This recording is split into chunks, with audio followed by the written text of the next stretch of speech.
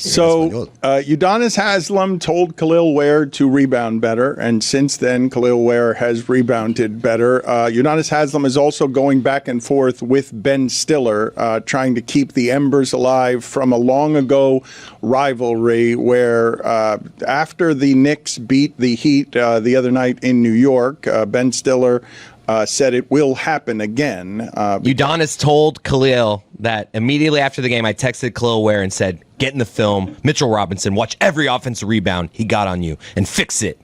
And Ben Stiller chimed in, oh, it'll happen again. What happened last night? Balls on that Ben Stiller. Better watch your mouth. They do love Mitchell Robinson in New York. Mitchell Robinson, not as much as they loved Isaiah Hartenstein, but they do love Mitchell Robinson. They think he's key, and he is key against Cleveland. I don't know how and why, but he presents matchup problems for Cleveland that are totally confusing to me. That's because he's someone who, going into last night, was averaging 6 offensive rebounds per game in 16 minutes per game. He's a freak as an offensive rebounder. So then UD wasn't going to let that stand. I mean, you think he's going to let Ben Stiller talk that kind of way, just say things all willy-nilly? So then UD responded to Ben Stiller, big fan, but this clearly ain't yo lane. Yeah, and he did that while putting up a photo. And it's the best photo to put up of Ben Stiller that's not with him with sperm in his hair and something about Mary. It's him. What a movie. It's him and the side of Cameron Diaz with the stuff in her hair in that movie. It was on What his ear. version did Dan watch? It was on his ear, and then she. I was picturing the hair up. My bad. Yes, good correction. You know about that, Jizz? Jesus. Oh, you got it. Hold on a second. I'm sorry. I'm sorry. Yeah, I'm sorry. Hold on. We got a major penalty on Jeremy. 5 minutes for being Jeremy. He's got a special one of his own, huh? It was a bad mistake by me. My bad. It is Cameron Diaz. Dan, you know what my favorite thing is? UD had this very stern conversation with Kel'el Ware. So you don't let him do that to you again. And so Mitchell Robinson only grabbed 5 offensive rebounds in 18 minutes last night.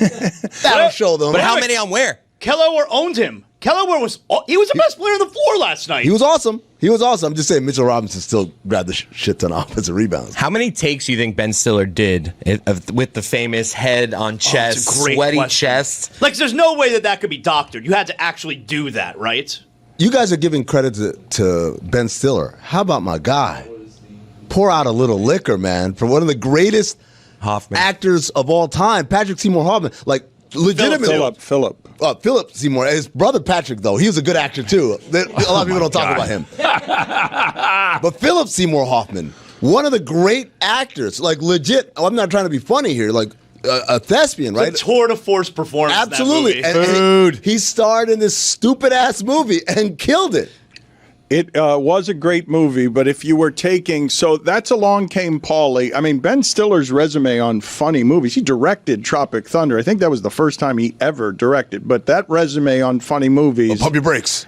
Cable guy want to have something to say. Is an all-timer. I mean, but if you had the scene that you were putting up to make fun of Ben Stiller, okay, the one that Udonis chose would be my third choice. Really? I think. Yes, I think that would be my third choice. Now that's basketball related, but I think I'd go with 2 others. I would go Hanging from the Air, and I would go Getting Your Junk Caught in the Zipper as well. Oh, and he had the brains coming out of the zipper. Ball sack, yeah. Irrelevant, though. This is basketball relevant. That's why he went with it. Come on, Dan. You got to get your internet troll game. I'm just talking about favorite scenes from Ben Stiller if I'm trying to simply mock Ben Stiller. If I'm going, because Ben Stiller, in terms of famous Knicks fans, the loudest among them is Spike Lee, but I think of Ben Stiller as second. I think second place in terms of famous Knicks fans is Ben Stiller. Do you have a nominee better than Ben Stiller? I would say Ben Stiller is internet loud, specifically on Twitter. He tweets a lot. Well, and especially over the last couple of years. Yeah. He's a little bit of a front runner, Ben Stiller. I didn't hear from him 10 years ago. Like I would have Tracy Morgan behind Spike Lee.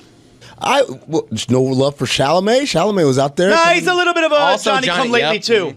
He's like 12 years old. Tracy Morgan cares so much about the Knicks that he was willing to be sick and puke on the court during a game last year. I mean, sick. Willing to? He was willing to do that. Yeah, but he's like, I don't feel good, but I don't want to miss a game. I think he was already at the game, and then he started to not feel good, perhaps for some of the libations that are happening behind the He scenes. tried to gut it out, though. Wait a minute. Could be You fake can't vomit. hold on a minute. What do you mean libations behind the scenes? We don't know that it's libations. Like, Time to throw away all journalistic credibility and get reckless. Here is something we like to call reckless speculation. You're good. He was drunk. Fair. I mean, give me your expert analysis on what Kel'el Ware is going to become, because this is not his ceiling. Last night at the end of the game, Karl Anthony Towns was having trouble getting his shot off at the end of the game. He doesn't have trouble usually getting his shot off. Now, I do think the Heat's Achilles heel on offense is going to be what you saw happen at the end of that game, where they're up 10, and then the last 3 minutes of the game, they score 3 points. You don't think Hero's going to help there? He will help, but I think they're going to have a problem with late game scoring, because when Hero was in the game and healthy, they had problems with late game scoring, because late games are different in the NBA than the rest of the game. Last night, 3.5 minutes left in the game. They were up by 10 or 12. They scored 3 points the rest of the way, but Kel'el Ware made it problematic for Karl Anthony Towns, a really uncommon 7-footer, right? Wins the three-point contest. He gets his shot off, and he just missed the shot at the end a little further from the basket than he wants to be. But Ware also blocked his shot when he was closer. So I ask for your expertise here. What is the growth of this is going to be? Because the Heat have been pushing him pretty hard, privately and publicly, on grow the hell up. Like, we don't have time for childishness or immaturity or work ethic. That's amazing, though. He's only in his sloppy. second year. Well, he's very young. He is a player that is not yet at the top of what his growth will be. So I ask you, what's he going to be? Well, Zaz, as Zaz asked that question, my thought is I think there's a little bit of the ghost of Hassan past that makes the Miami Heat say, we're not doing this again. We're going to be on your ass from day one. So that's simply because he's tall? Well, no, there's a level of kind of space cadet of not always locked in.